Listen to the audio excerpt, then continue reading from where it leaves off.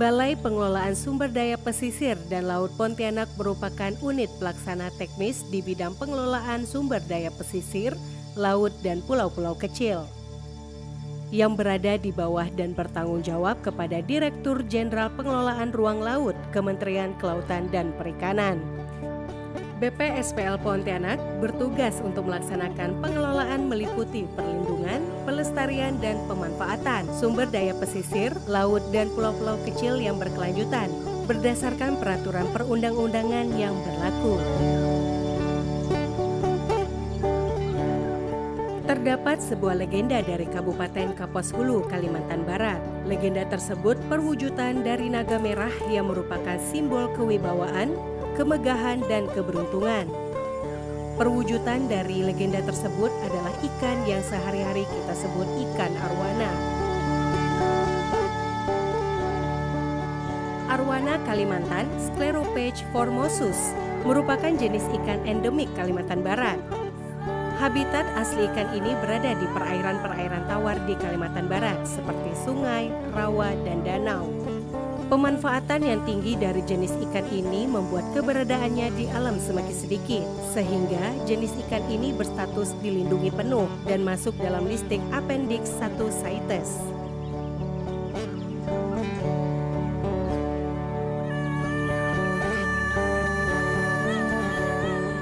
Tahun 82, mulai yang Rp2.500 tu. Harga yang induk yang sebesar itu sampai yang besar lah kan. Kalau yang kecil-kecil itu pun sama harga. Tidak ada besar begini kan ada dapat orang yang dapat bukan 2,5 inci. Jadi sehingga naik sampai 15.000. Baru beli hari ini 300.000 aku beli di danau sambil aku nyuluh kan dapat orang kan dibeli. 1, 2 ekor, 2, 3 ekor. Berapa hari disampung? Datang bapak. Udah yang aku jual, kasih aku 400.000. Dah jual. Sebenarnya kalau ditahan waktu itu sampai tahan lama-lama sikit kan bisa untung besar. Misal Kapuas Hulu ini, daerah-daerah yang macam Sungai Panang, daerah danau lah, pokok daerah danau, stop pukat. Itu bisa berkembang lagi. Kalau dulu kerana tidak ada, kalau malamnya dulu tidak ada agak dengar yang mati sampai banyak-banyak tidak pernah kan. Jadi karena sekarang orang sungai-sungai ada yang tuba pakai racun.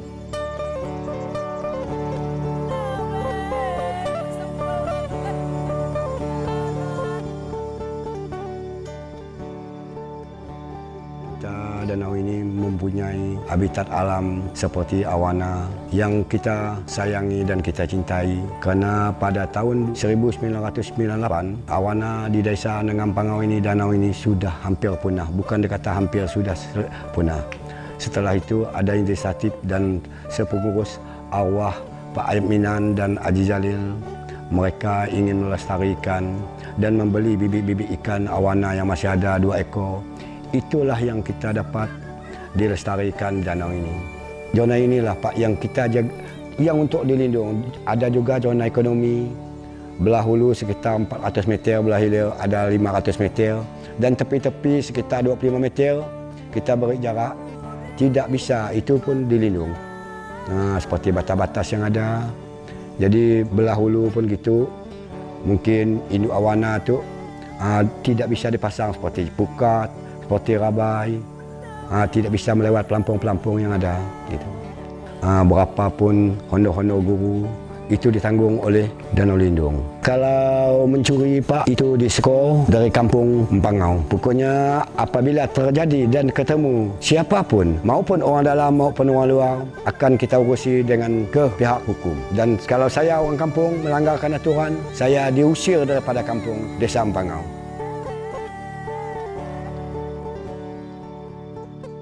Mungkin sekitar 4 tahun kami coba lepas di dalam kolam. Kemudian yang membuah hasil.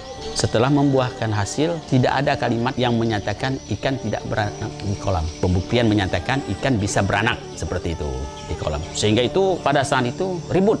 Ikan bisa beranak, ikan bisa beranak. Muncullah generasi selanjutnya.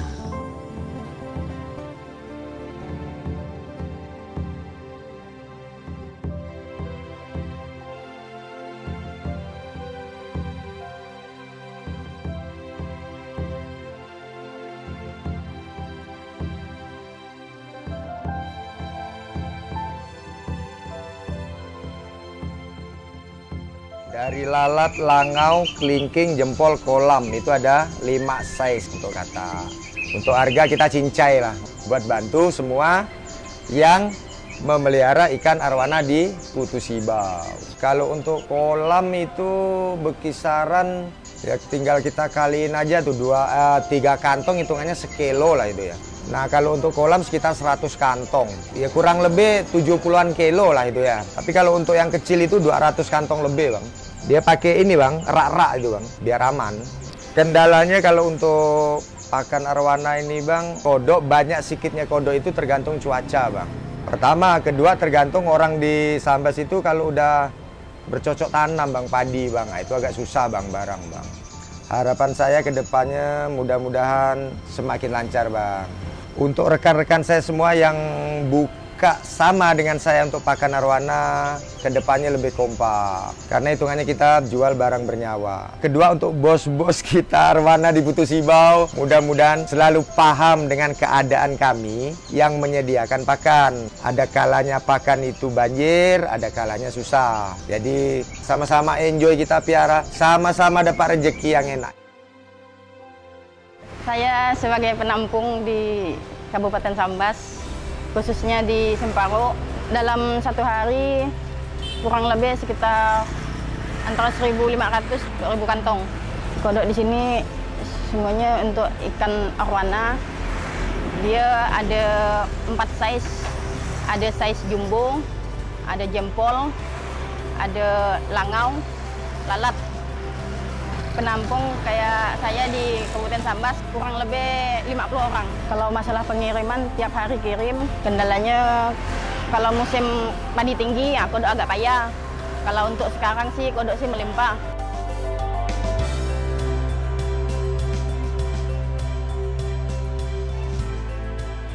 Pembeli sih lumayan, jadi harapan kami sebagai anak buah nih semoga ikan arwana pengirimannya lancar. Jadi dampak dari pencari ikan pun lebih nyaman, penghasilannya lebih lancar karena pembeli kan datang terus itu ikan nyaman pengiriman jadi gampang. Alasan mengapa kita ternak kecoa karena tuh peminatnya tuh banyak, terus makin ke hari itu makin ada permintaan dari konsumen. Kadang sehari itu bisa 5 kilo, 10 kilo, 15, pernah juga sih sampai 50 kilo. Proses pembesarannya tuh dari telur sampai ke dewasa itu tuh ada 7 sampai 8 bulan gitu. Terus kita jualnya tuh kadang ke kolam arwana. Sekilonya itu harganya itu 100 Jadi tuh lumayan harganya. Proses perkembang biakan kecoa tuh awal mulanya tuh dari pakai rak telur, terus kita timpa tinggi gitu kan. Bibitnya diambil terus dibiarin gitu kan, kasih makan.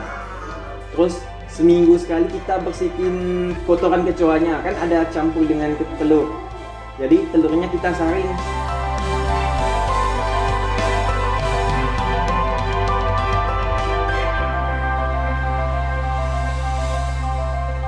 Memang pekerjaan sehari-hari di sini mayoritasnya nelayan cari ikan setiap hari. Kadang-kadang dapat banyak, kadang-kadang dapat sedikit. Ikan yang kecil-kecil itu diambil dijual ke tempat orang-orang yang datang ke sini untuk pakan ikan arwana. Orang-orang kita Swahili, orang-orang dari Jongkong, orang-orang dari Selimbau biasa beli ke sini. Kadang-kadang pakan arwana itu tidak setiap hari orang yang beli datang ke sini kan. 2 hari sekali kadang-kadang. Di samping itu kalau dah hendak ada pakan ikan arwana tu kalau dah hendak ada orang beli itu ikan tu diasap disalai. Disalai itu kalau harga per kilonya 25.000 untung. Kita tidak punya resiko, kita hendak cari kayu untuk asapnya. Langsung jual kan. Kita hendak perlu cari kayu lagi.